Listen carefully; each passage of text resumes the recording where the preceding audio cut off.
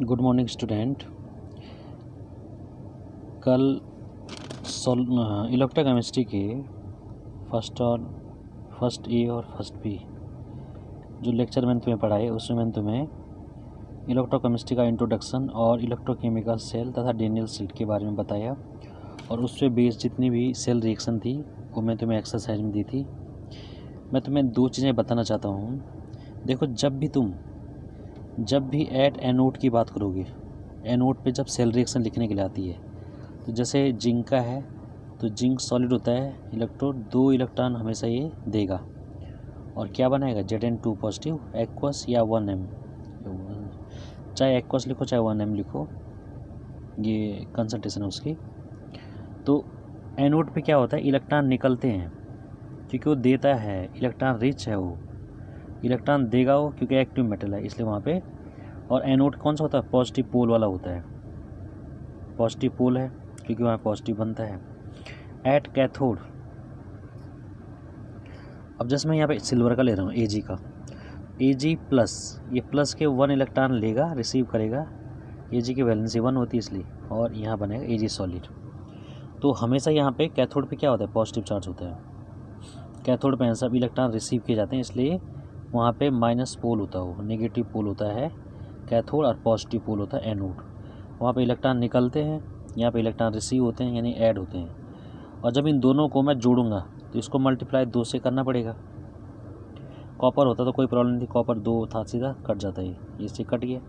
तो मैं यहाँ पे जिंक सॉलिड प्लस के ये 2 से गुणा करेंगे 2Ag पॉजिटिव आ जाएगा, 2 इलेक्ट्रॉन से 2 इलेक्ट्रॉन कट जाएंगे, इक्वल टू Zn2 पॉजिटिव और 1m प्लस के 2Ag सॉलिड। तो ये होल इक्वेशन है, ये होल सेल रिएक्शन है। इसके बाद जो नेक्स्ट टॉपिक है वो है electrode potential, electrode potential, electrode विभव, इलेक्ट्रोड विभव, या इसको कहते हैं half cell single electrode potential भी कहते हैं क्योंकि सिंगल का होता है ये।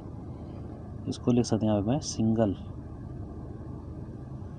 Single electrode potential.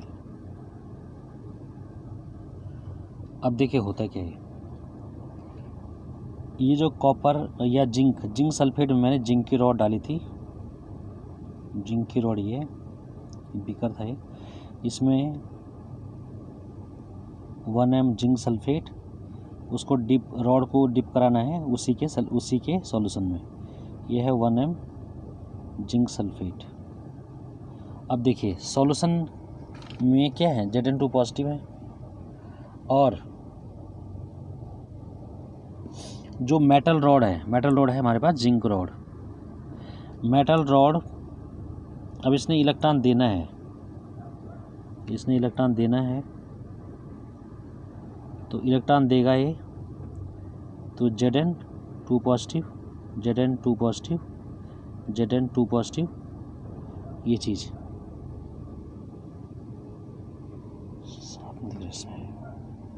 हाँ, Zn2 पॉजिटिव रॉड पे, Zn की रॉड है ये, और सॉल्यूशन में डिप कर रखा हमने जिंक सल्फेट में, Zn2 पॉजिटिव सल्फेट आयन। इसमें होगा क्या, जो मेटल है और मेटल और जो सॉल्यूशंस के आयंस हैं उनके बीच में एक पोटेंशियल डिफरेंस आ जाएगा, क्योंकि सारे जिंक क्या हो जाएंगे, जिंक इलेक्ट्रॉन दे के Zn2 पॉजिटिव में कन्वर्ट होता जाएगा। तो फिर बचेगा क्या, जिंक रॉड पे कोई भी इलेक्ट्रॉन नहीं बचेगा, तो उस पे आ जाएगा, इसने सारे प्लस के 2 दे दिए इसने इलेक्ट्रॉन, तो इनके और इनके बीच में जो रॉड और सॉल्यूशन के बीच में एक पोटेंशियल डिफरेंस पैदा होगा due to the electron decreasing potential difference, और इस पोटेंशियल डिफरेंस को ही क्या बोलते हैं, इलेक्ट्रोड पोटेंशियल कहा जाता है। सिंपल सा है, जिंक की जो छड़ है और सॉल्यूशन है जो बिलियन है, उनके मध्य में एक इलेक्ट्रोड पोटेंशियल आ जाएगा। एक तो इलेक्ट्रॉन देता जाएगा और यहाँ जमा होता जाएगा तो इन दोनों के बीच में क्या इलेक्ट्रॉन पोटेंशियल आ जाएगा, यहाँ ज़्यादा माइनस यहाँ ज़्यादा पॉजिटिव आ जाएंगे, तो दोनों के बीच में एक क्या आ जाएगा पोटेंशियल डिफरेंस आ जाएगा, जिसको क्या बोलते हैं इलेक्ट्रोड पोटेंशियल कहा जाता है। अच्छा, अब ये दो तरीके का होता है, ये दो तरीके का होता है। नंबर एक है ऑक्सीडेशन पोटेंशियल, और दूसरा होता है रिडक्शन पोटेंशियल।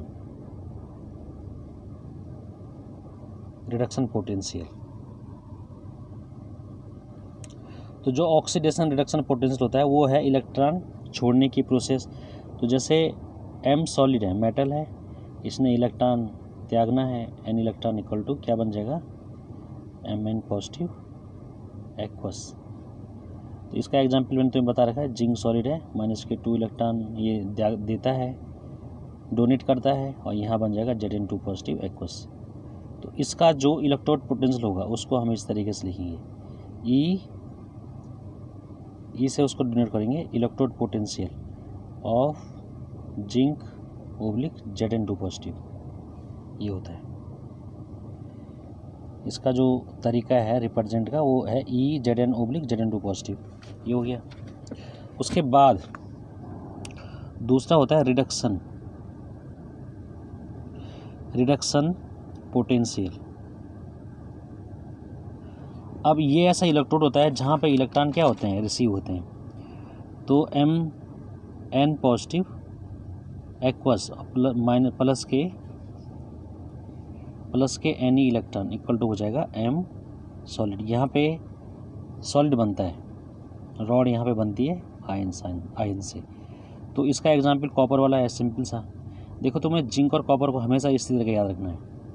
कॉपर हमेशा इलेक्ट्रॉन लेता है, और जिंक जब जिंक के साथ रहता है तब कॉपर हमेशा इलेक्ट्रॉन लेता है। जब कॉपर सिल्वर के साथ रहेगा तब वो इलेक्ट्रॉन देगा, सिल्वर लेगा, तो यहाँ पर हो जाएगा कॉपर सॉलिड। तो ये इसका पोटेंशियल है। देखो तो जो इसका है वो ये आ जाएगा कॉपर 2 पॉजिटिव / कॉपर। ये इसका रिप्रेजेंट का तरीका है रिडक्शन पोटेंशियल का, और ऑक्सीडेशन का है Zn/Zn2 पॉजिटिव। अच्छा, जो रिडक्शन पोटेंशियल होता है वो हमेशा क्या होता है, एक ऑक्सीडेशन वाला क्या होता है, अगर ऑक्सीडेशन वाला प्लस होगा तो रिडक्शन वाला माइनस होगा, ये याद रखना। इसमें एक दूसरे के क्या होते हैं, इनके अपोजिट साइन होते हैं। रिडक्शन वाला माइनस वाला होता है और ऑक्सीडेशन वाला प्लस वाला होता है, तो ये हमें याद रखना है इसमें। अच्छा, जो दूसरा टॉपिक है इसमें वो है मानक इलेक्ट्रोड विभव। मानक इलेक्ट्रोड विभव, स्टैंडर्ड इलेक्ट्रोड पोटेंशियल, मानक इलेक्ट्रोड विभव। अब देखिए, जब टेम्परेचर रूम टेम्परेचर 298 केल्विन हो और सांद्रता 1 m हो और एटमॉस्फेरिक प्रेशर 1 atm हो, P। जब प्रेशर 1 atm, जब कंसंट्रेशन 1 m हो और जब टेम्परेचर 298 हो, तब किसी मेटल का जो इलेक्ट्रोड पोटेंशियल होता है उसे कहते हैं स्टैंडर्ड इलेक्ट्रोड पोटेंशियल E0, और ये वाला होता है सिंपल इलेक्ट्रोड पोटेंशियल। और इस पे अगर इन कंडीशनों पे अगर किसी मेटल का इलेक्ट्रोड पोटेंशियल निकाला जाए तो उसे E0 से कहते हैं। जैसे जिंक का हो जाएगा E0 Zn2 positive / Zn, copper का E0 कॉपर 2 पॉजिटिव / कॉपर, ये चीज़ें। तो अब इसका मेजरमेंट कैसे करते हैं हर एक इलेक्ट्रोड के लिए। जैसे जिंक का इलेक्ट्रोड है, जिंक की जो छड़ है उसका, जिंक का जो इलेक्ट्रोड विभव होगा, इलेक्ट्रोड पोटेंशियल होगा, वो कैसे निकालते हैं। कॉपर का कितना होता है तो मैं तुम्हें बता देता हूँ। जिंक का -0.76 वोल्ट होता है माइनस में, और कॉपर का प्लस के 0.34 वोल्ट होता है, इस तरीके से। तो अब देखो, ये इसका रिडक्शन पोटेंशियल है माइनस में, तो इसका ऑक्सीडेशन प्लस में होगा, इतना प्लस इतना होगा। इसका ये रिडक्शन पोटेंशियल है प्लस, तो इसका ऑक्सीडेशन वाला माइनस होगा।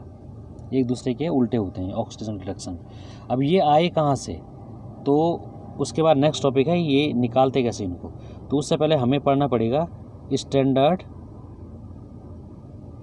हाइड्रोजन स्टैंडर्ड हाइड्रोजन इलेक्ट्रोड,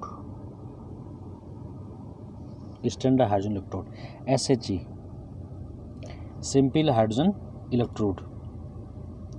अब देखो ये एक, इसको बोलते हैं रिडॉक्स, इसको बोलते हैं रिवर्सिबल, उत्क्रमणीय इलेक्ट्रोड, एक रिवर्सिबल होता है ये, रिवर्सिबल इलेक्ट्रोड। अब यहाँ देखिए, जो रिवर्सिबल इलेक्ट्रोड होता है उसका E0 ऑक्सीडेशन का मान 0 और E0 रिडक्शन का मान भी 0 होता है। एक मानक बना रखा है, स्टैंडर्ड बना रखा है कि माना जो सिंपल हाइड्रोजन इलेक्ट्रोड है उसके दोनों मान 0 होते हैं, और इसको जोड़ेंगे जैसे कॉपर के साथ या इसको जोड़ेंगे जैसे जिंक के साथ, तो तब उस वजह से हम इसका कैलकुलेट करके इनका मान निकाल देंगे। इन दोनों से एक सेल बनाएंगे, तो जो SHE है, जिसको सॉल्ट में SHE बोलते हैं, ये काम आता है मेजरमेंट ऑफ इलेक्ट्रोड पोटेंशियल। कैसे हम इसको ज्ञात करेंगे किसी भी इलेक्ट्रोड का, अब वो कॉपर हो, मैग्नीशियम हो, एल्युमिनियम हो, क्रोमियम हो, निकिल हो, जिंक हो, कॉपर हो, सिल्वर हो, इनका कैसे निकालते हैं? तो उनको इसके साथ जोड़ के, और क्योंकि ये रिवर्सिबल है, दोनों 0 0 हैं, तो सेल में जो मान आएगा और एक फार्मूला है उससे हम उसको निकालेंगे। तो ये हो गया सिंपल हाइड्रोजन इलेक्ट्रोड होता क्या है, मैं तुम्हें इसको डिस्क्रिप्टिव इसका बता रहा हूँ ढंग से कैसे निकालते हैं इसको। तो लिखिए यहाँ पे SHE सिंपल हाइड्रोजन इलेक्ट्रोड। अब देखो होता क्या है, ये एक स्ट्रक्चर बनाओ इसका,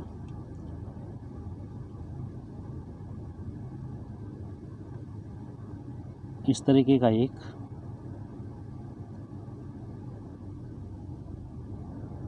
प्लेटिनियम की एक कांच की एक कैपिलरी होती है, और एक ग्रेफाइट से इस पर एक, इसको वेट देने, ग्रेफाइट कार्बन ब्लैक से एक इसको जोड़ देते हैं, इसको कांच को, इसको इस पर वायर है, कांच की एक नली है, ये कांच की नली, इसके अंदर जाने के लिए 1 atm पे H2 गैस, 1 atm पे H2 गैस डालते हैं, और जो सॉल्यूशन है वो है 1mHCl, ये है 1mHCl। अच्छा, जो प्लेटिनियम फॉइल कोटेड है विद प्लेटिनियम ब्लैक, ये इसको थोड़ा सा वेट देता है, इस तरीके से इसको हम क्या करेंगे, जोड़ देंगे। तो ये इसका सिंपल सा स्ट्रक्चर है। 1 atm पे ये H2 गैस डालते हैं, पास करते हैं इसमें, इसलिए इसको हाइड्रोजन इलेक्ट्रोड कहते हैं। अब देखिए जो इसकी रिएक्शन होती हैं एट एनोड, रिवर्सिबल है, तो एट एनोड है तो क्या हो जाएगा, H2 माइनस के 2 electron equal to 2H positive. At cathode एकदम उल्टा हो जाएगा, 2H पॉजिटिव प्लस के 2 इलेक्ट्रॉन, इसी को उल्टा कर दिया, इक्वल टू H2 गैस, इसको भी लिख सकते हैं गैस। तो ये इसकी रिएक्शन है। एट एनोड पे ये हो जाएगा, H2 ने 2 इलेक्ट्रॉन दिए तो 2H पॉजिटिव बने। एट कैथोड पे 2H positive plus 2 electron equal to H2 gas, 2 electron है, 2 इलेक्ट्रॉन तो H2 गैस। अच्छा, इसका जो रिप्रेजेंट का तरीका है, सेल जो इसका रिप्रेजेंट है, रिप्रेजेंट ऑफ SHE, तो रिप्रेजेंट का तरीका है इसका PT platinum H2 gas oblique H positive 1m, ये इसका एक रिप्रेजेंट का तरीका है। तो जहाँ पे भी ये लिखा रहेगा इसका मतलब क्या होता है, H2 ने 2 इलेक्ट्रॉन दिए और ये 2H बन गया, सिंपल सा है। और रिवर्सिबल क्या हो जाएगा, 2H पॉजिटिव प्लस के 2 electron equal to H2 gas. तो बड़ा आसान है। इसमें होता क्या है, इसका जो इलेक्ट्रोड पोटेंशियल है वो 0 होते हैं, चाहे वो ऑक्सीडेशन हो चाहे और रिडक्शन वाला हो, इसलिए इसको रिवर्सिबली बोलते हैं। अच्छा, अब हमने इसको इसकी सहायता से SHE का स्ट्रक्चर ये था, रिएक्शन ये उसके लिखना ये है इसमें कि एक प्लेटिनियम का एक पत्ती होती है, कांच की एक नली होती है इस टाइप का, इसके अंदर एक प्लेटिनियम पत्ती जुड़ी होती है, कांच की नली के अंदर तार होता है एक, और प्लेटिनियम पत्ती उस पर थोड़ा सा उसको वेट देने के लिए इस टाइप से होता है। और 1mHCl सॉल्यूशन में इसको डिप करते हैं, H2 गैस यहाँ पे 1 atm पे इसके अंदर डालते हैं, और फिर ये जो जहाँ भी इसको जोड़ेंगे हम तो एनोड पे ऐसा कार्य करेगा और कैथोड पे इस तरीके का ये कार्य करेगा।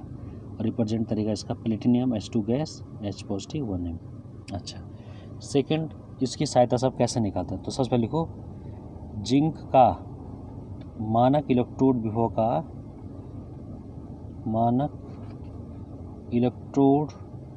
विभव का मापन करना, कैलकुलेशन या डिटर्मिनेशन। जिंक का मानक इलेक्ट्रोड विभव को लिखते हैं E0 Zn2 पॉजिटिव लिख Zn, इसका मान निकालना। तो हम क्या कर देंगे, क्योंकि जिंक ज़्यादा एक्टिव है तो जिंक वाले बीकर को यहाँ लगा देंगे, एक इलेक्ट्रोकेमिकल सेल बनाएंगे।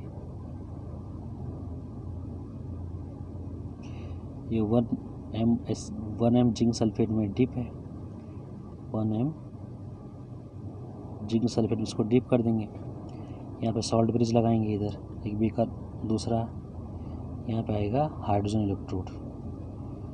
यहाँ पे हाइड्रोजन इलेक्ट्रोड है, प्लेटिनियम ब्लैक है, इस तरीके से H2 गैस यहाँ पे डाल देंगे जो ही बनाया था SHE यहाँ पे प्लेटिनियम ब्लैक से कोटेड है।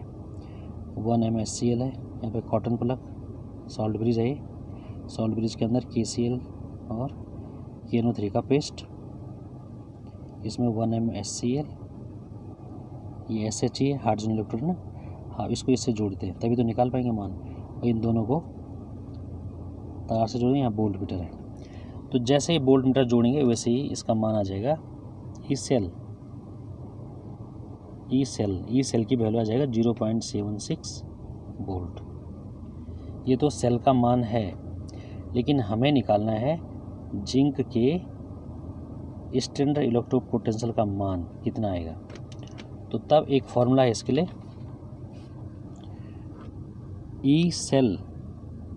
E0 सेल बराबर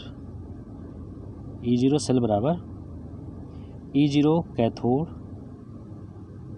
माइनस E0 एनोड। एक फॉर्मूला इसको याद रख लो, E0 सेल बराबर, अभी E सेल है, E0 सेल का मान आ रखा हमारे पास। ये जैसे हमने इन दोनों को जोड़ा तो सेल के वोल्ट मीटर में ये रीडिंग आ जाएगी।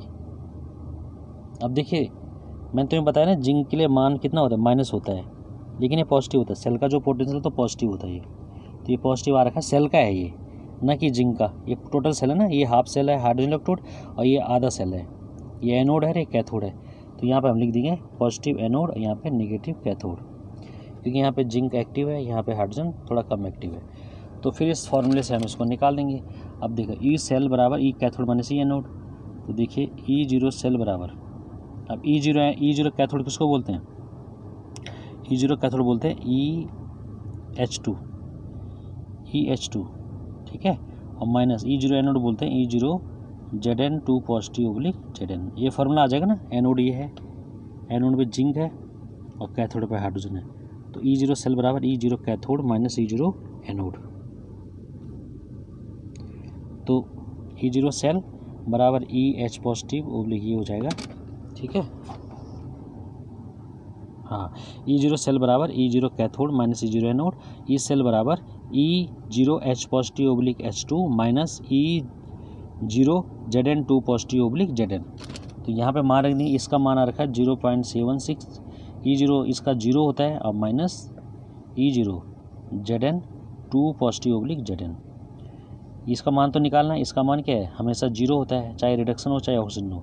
अब जब हम मान निकालेंगे इसलिए so that E0 Zn2 positive oblique Zn, तो इसका मान आ जाएगा माइनस 0.76 वोल्ट, ये मान आ गया।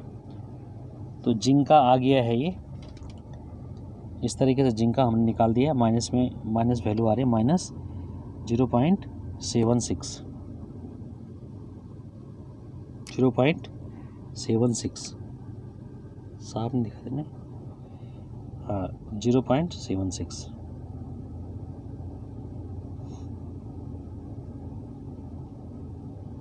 ठीक है।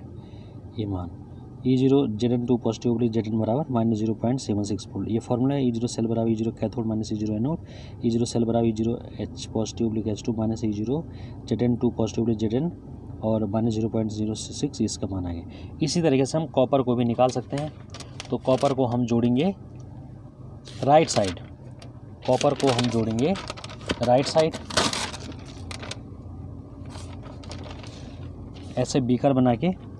तो कॉपर का मान है, बोलिए कॉपर के E0 का मान, E0 का मान, कॉपर की E0 का मान होता है कॉपर 2 पॉजिटिव ओब्लिक कॉपर, इसका मान आएगा प्लस 0.34 वोल्ट, ये मान आना चाहिए। तो फिर हम कैसे जोड़ेंगे उसको, यहाँ पे हाइड्रोजन इलेक्ट्रोड अब एक्टिव बन जाएगा, ये तार है प्लेटिनम कोटेड, यहाँ पर आ जाएगा, यहाँ पे वोल्ट मीटर, यहाँ पे आ जाएगा कॉपर की रॉड,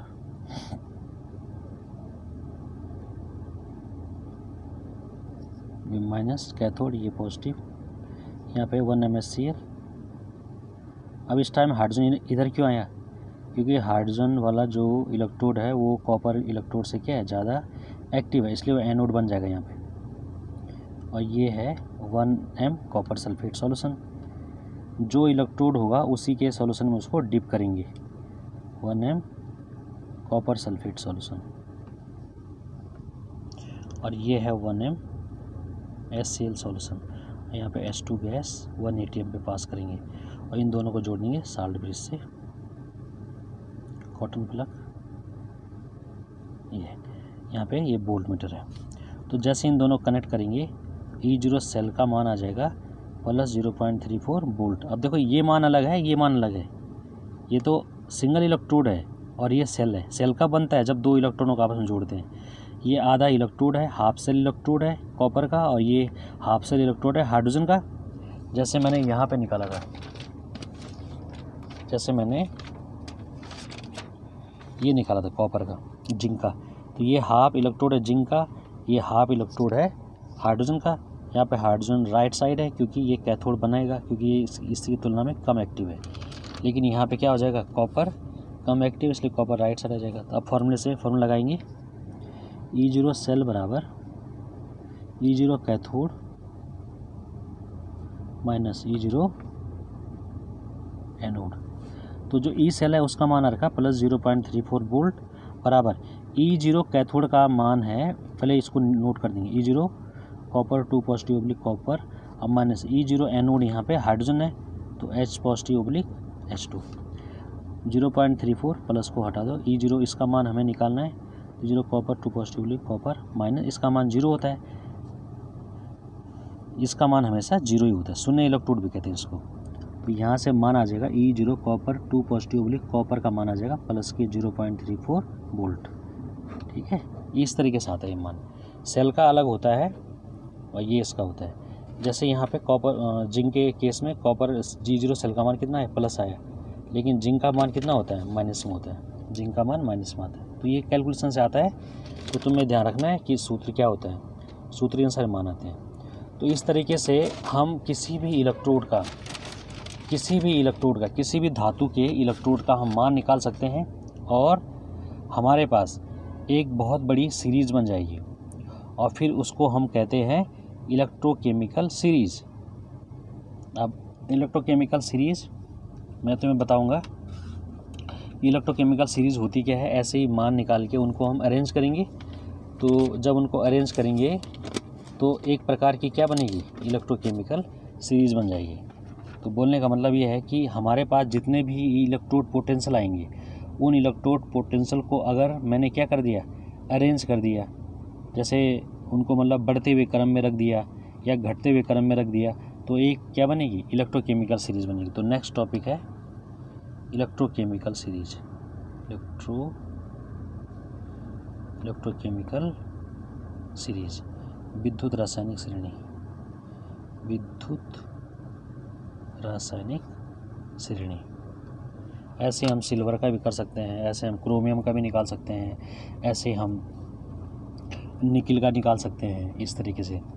तो जो इलेक्ट्रोकेमिकल सीरीज है वो नीचे बढ़ने पे उसका जो इलेक्ट्रोड पोटेंशियल है वो बढ़ता जाता है। तो मैं यहाँ पे सबसे पहले बता रहा हूँ तुम्हें, लिथियम का एक सीरीज़ बनाओ, यहाँ पे लिखो इलेक्ट्रोड, इलेक्ट्रोड का मतलब धातु, कौन सा धातु है वो, और यहाँ पे उसकी क्या, यहाँ पे इलेक्ट्रोड आ जाएगा, यहाँ पे आ जाएगा उसका मानक इलेक्ट्रोड विभव का मान, मानक इलेक्ट्रोड विभव का मान, और ये हमेशा आएगा अपचयन वाला,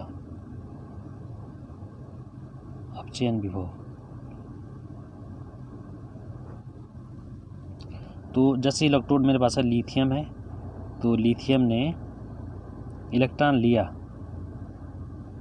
लिथियम ने इलेक्ट्रॉन दिया, तो क्या बन जाएगा इलेक्ट्रॉन, या अच्छा अपचयन वाला है तो यहाँ पे प्लस कर दो, लिथियम प्लस है तो यहाँ पे प्लस इलेक्ट्रॉन इक्वल टू यहाँ लिथियम बन जाएगा।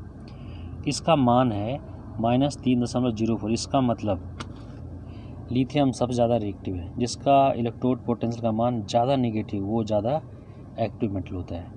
फिर आ जाएगा K पॉजिटिव प्लस के electron equal to K positive, K इसका बना था -2.92 ग्राम। फिर आ गया बेरियम +2 प्लस के 2 इलेक्ट्रॉन इक्वल टू बेरियम, इसका मान होता है -2.89।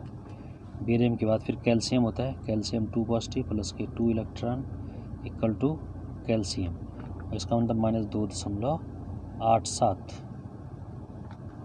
इस तरीके से सोडियम प्लस के 1 इलेक्ट्रॉन इक्वल टू सोडियम, और इसका मान होता है -2.71। फिर आएगा मैग्नीशियम, मैग्नीशियम भी बहुत ज़्यादा एक्टिव होता है, प्लस के 2 इलेक्ट्रॉन इक्वल टू मैग्नीशियम, और यहाँ -2.37। फिर आएगा एल्युमिनियम, एल्युमिनियम 3 इलेक्ट्रॉन देता है, प्लस के 3 इलेक्ट्रॉन लेगा तो क्या बन जाएगा एल्युमिनियम, इसका मतलब -1.66। ये मान है इनके मान। फिर एल्युमिनियम के बाद आएगा मैग्नीज 2 पॉजिटिव प्लस के 2 इलेक्ट्रॉन इक्वल टू मैग्नीज, इसका मान होता है -1.18। इसके बाद आएगा जिंक Zn 2 पॉजिटिव प्लस के 2 इलेक्ट्रॉन इक्वल टू Zn, और इसका मान युक्त में पता है -0.76 वोल्ट। फिर क्रोमियम आएगा, क्रोमियम 3 पॉजिटिव प्लस के 3 इलेक्ट्रॉन इक्वल टू क्रोमियम, और इसका मान होता है -0.74 वोल्ट। फिर आएगा iron 2 positive, iron 2 positive plus के 2 इलेक्ट्रॉन इक्वल टू आयरन, ये तुम्हें ध्यान रखने वाली टेबल, इसका मतलब -0.44 वोल्ट। फिर आएगा कैडमियम 2 पॉजिटिव प्लस के 2 इलेक्ट्रॉन इक्वल टू कैडमियम, और कैडमियम का मान होता है -0.40 वोल्ट, -0.40 वोल्ट। कैडमियम के बाद लिख सकते हो तो निकिल लिख सकते हो, निकिल 2 पॉजिटिव प्लस के 2 इलेक्ट्रॉन इक्वल टू निकिल, और निकिल का मान होता है -0.25 वोल्ट। फिर ऐसा आएगा Sn 2 पॉजिटिव प्लस के 2 इलेक्ट्रॉन इक्वल टू Sn, इसका मान होता है Sn का मान होता है -0.14 वोल्ट। फिर आएगा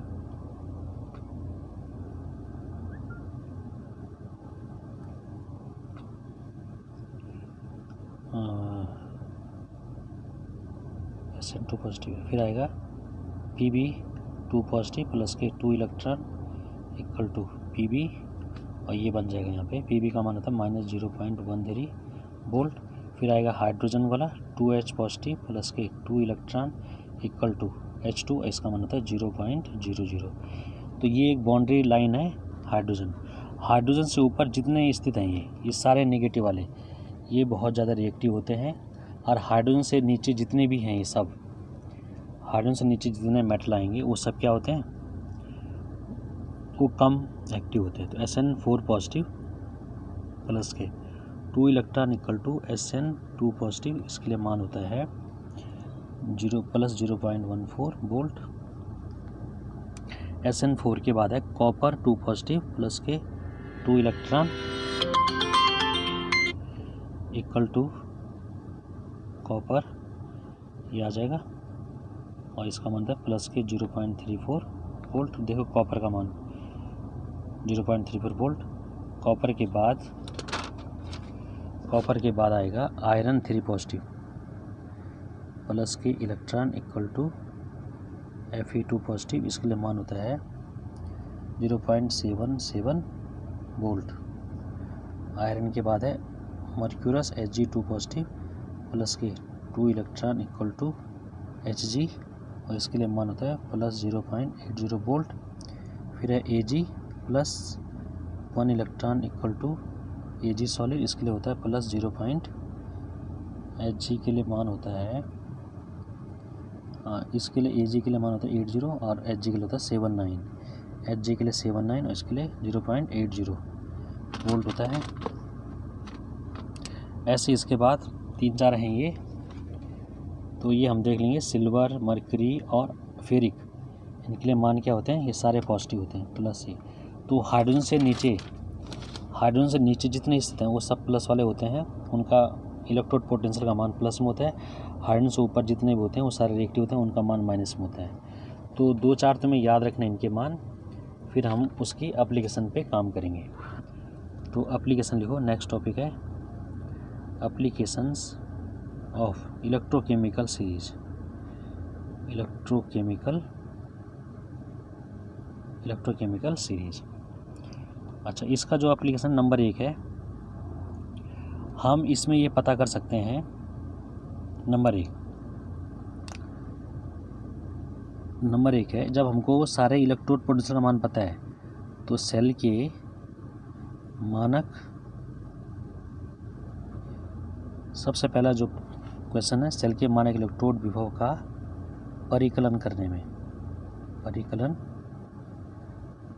में, यानी हम इससे निकालेंगे मान E0 सेल बराबर E0 cathode minus E0 anode. E0 cathode minus E0 anode से हम उसको निकाल सकते हैं। तो ये मैंने तुम्हें बताया, इससे पहले बता रखा, ये फार्मूला से हम निकाल सकते हैं मान। अगर हमें इन दोनों का मान पता है तो इसका मान आसानी से निकाल सकते हैं। ठीक है। दूसरा है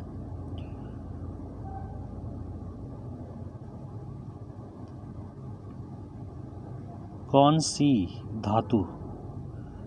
सी धातु ज़्यादा क्रियाशील है। इसका मतलब ये होता है कौन सी मेटल ज़्यादा रिएक्टिव है, विच मेटल इज़ रिएक्टिव। तो तुम्हें याद रखना है, जिसके E0 का मान जितना ज़्यादा नेगेटिव वो उतना ज़्यादा एक्टिव मेटल। तीसरा, redox reaction, feasibility of redox reaction के होने की भविष्यवाणी करना। अभी जो भविष्यवाणी, इसका मतलब फेजिबिलिटी, भविष्यवाणी करना का मतलब हम बता सकते हैं कौन सी रिडॉक्स रिएक्शन होगी या कौन सी नहीं होगी। जैसे देखो, मैं यहाँ पे अगर लिखूँगा कॉपर सॉलिड प्लस के Zn2 पॉजिटिव और इक्वल टू यहाँ लिख दूँ Zn सॉलिड प्लस के कॉपर 2 पॉजिटिव, तो ये रिएक्शन मैं अगर बोलूँ ये रिएक्शन संभव है या नहीं है, तो ये रिएक्शन नॉट प्रोसीड। क्यों? क्योंकि जिंक और कॉपर में इलेक्ट्रॉन कौन दे रहा है इस टाइम, यहाँ पे कॉपर दे रहा है, क्योंकि तभी तो कॉपर से क्या बन रहा है, कॉपर 2 पॉजिटिव बन रहा है, क्योंकि इसने 2 इलेक्ट्रॉन दिए होंगे। तो इसके बेस पे हम पहले इनकी सेल रिएक्शन लिखेंगे एट एनोड। तो कॉपर यहाँ पे क्या कर रहा है, कॉपर सॉलिड माइनस के 2 electron equal to copper 2 positive. देखो, कॉपर 2 इलेक्ट्रॉन दे रहा है, कॉपर बन रहा है, ये इस रिएक्शन के अनुसार हो रहा है। और एट कैथोड, जबकि ये गलत है, Zn2 पॉजिटिव प्लस के 2 इलेक्ट्रॉन ले रहा है और इक्वल टू क्या बन रहा है, Zn सॉलिड बन रहा है। देखो, अब हमें पता है कि जिंक और कॉपर में ज़्यादा रिएक्टिव है जिंक, तो जिंक का काम है इलेक्ट्रॉन देना, लेकिन यहाँ पे जिंक क्या कर रहा है, इलेक्ट्रॉन ले रहा है। इसलिए ये वाली रिएक्शन क्या है, ये वाली रिएक्शन क्या है, संभव नहीं है। बल्कि इसकी फॉरवर्ड डायरेक्शन वाली रिएक्शन संभव नहीं है, बैकवर्ड वाली रिएक्शन पॉसिबल है। आप देखो, अब इसका बैकवर्ड वाला यहाँ लिख दो और ये वाला जो फॉरवर्ड वाला ये तो लिख दो, तो क्या हो जाएगा, जिंक सॉलिड प्लस के कॉपर 2 पॉजिटिव इक्वल टू हो जाएगा कॉपर सॉलिड और प्लस के Zn2 पॉजिटिव। अब देखिए यहाँ पे क्या कर रहा है, जिंक इलेक्ट्रॉन दे रहा है तभी Zn2 पॉजिटिव बन रहा है, कॉपर इलेक्ट्रॉन ले रहा है तभी कॉपर सॉलिड बन रहा है। तो जिंक और कॉपर में ज़्यादा रिएक्टिव जिंक है, इसलिए जिंक का काम इलेक्ट्रॉन देना, और इसलिए वजह से ये रिएक्शन फॉरवर्ड होगी और ये रिडॉक्स रिएक्शन है, ये that is not a redox reaction. तो इस तरीके के बहुत सारे क्वेश्चन हैं जो मैं तुम्हें बताऊंगा शाम को एक्सरसाइज में। अभी तुम इनको पहले इस लेक्चर को ढंग से पढ़ना, और फिर शाम को मैं तुम्हें नए क्वेश्चन दूंगा था। ठीक है।